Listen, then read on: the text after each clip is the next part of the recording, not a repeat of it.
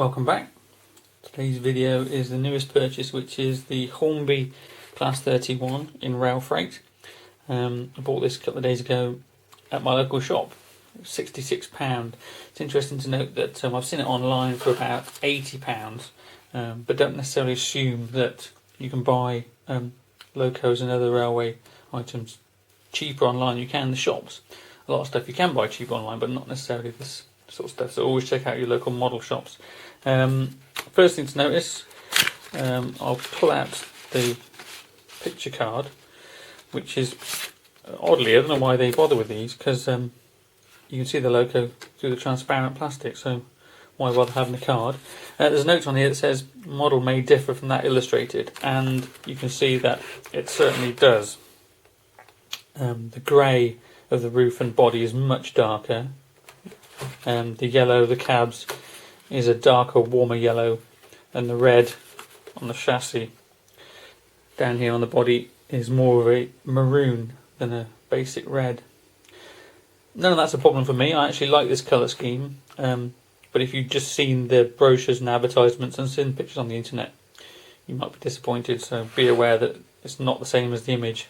I've done a bit of research online, and this particular engine 105, I think it's still running. It's working for Network Rail Engineering, and it's all yellow like the HST measurement train. It was operating for Railfreight in about 2000. I've seen a photo. Hopefully this is the photo. And as you can see, it's slightly different. It hasn't got the red at the bottom of the body, and the numbering's different and the logo's bigger. So, but I don't think there's a national sort of standard for Railfreight colouring. It's different all over the country where it was. So it's never going to be exactly right, and it might have been like this at some particular point. But anyway, I quite like this colour scheme. So let's get out of the box. We've got a split polystyrene box with two plastic end covers. Pull those off. And the front sheet. And there it is. We've got some accessories, detail accessories in there, and couplings, vacuum pipes, brake pipes, all the usual stuff. Take the top section off.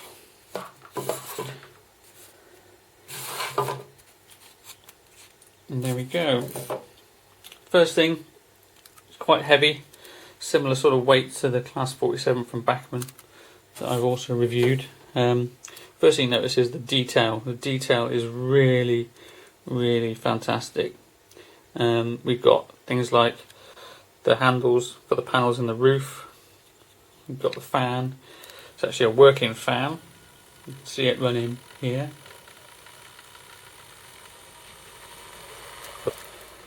Grills, painting again like the Bachmann, very fine edge painting.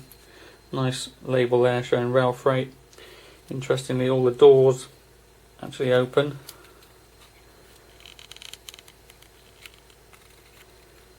But the detailing is fantastic. We've got sprung buffers there. They're not as tight as the Bachmann ones, a bit looser, but still pretty good. There's markings there for the multiple running, and again the coupling like the Bachmann one that I was so amazed by. I've got a funny feeling that since these are made in China, I would suspect that all the detailing is actually made by the same people in the same factory, because it does look identical to the Bachmann stuff. Inside the cab we've got driver seats and second driver seat controls. No driver, but all the bits in there. Hope you get a close-up shot of that.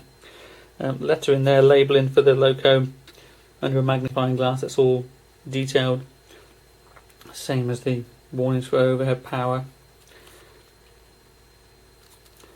Down the bogies we've got what I think is speedo cables. We've also got sand pipes, so some real intricate fine detail in there. And usually it's got the couplings are going to be attached to the body and not the bogie, because the bogie will be in a different alignment to the body on curves. The couplings have to move, so they've got this clip which moves forward and sideways, rather oddly. Now the couplings that come with it, quite narrow ones like the Bachmann ones, that aren't fully compatible with the ones I'm using on the rest of my rolling stock, which are the wide normal Hornby, and they don't go through the points properly. So I'm going to put a wide one on this, but it does mean that I've had to remove a couple of fixtures, these ones here, because they stop the coupling from moving side to side on that attachment. So there it is. First thing we need to do is chip it. So here we go with that.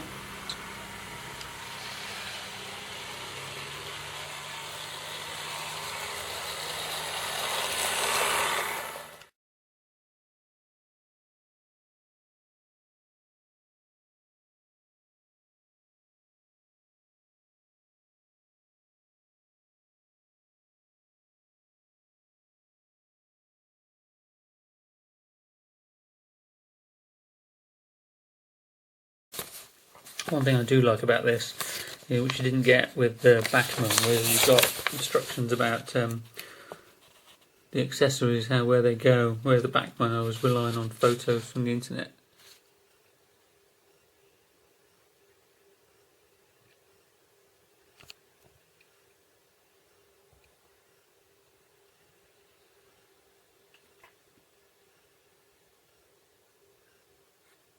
Lights on this Class 31, directional lights, white forward, obviously red to the rear.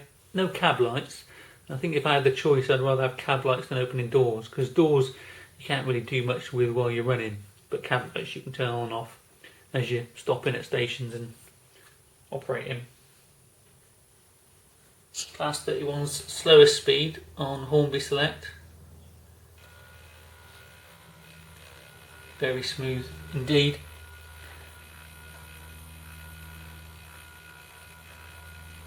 Quite realistic noise as well, and the fans going round really slowly.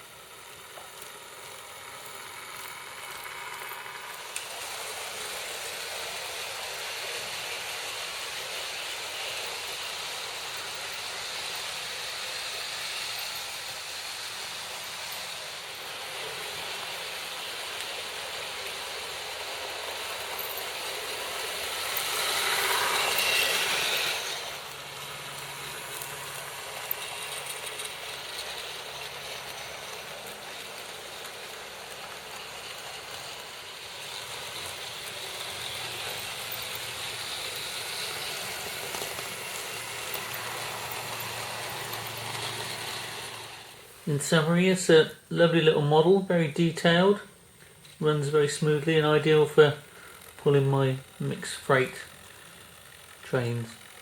Thanks for watching, and come back for more videos soon. Bye bye.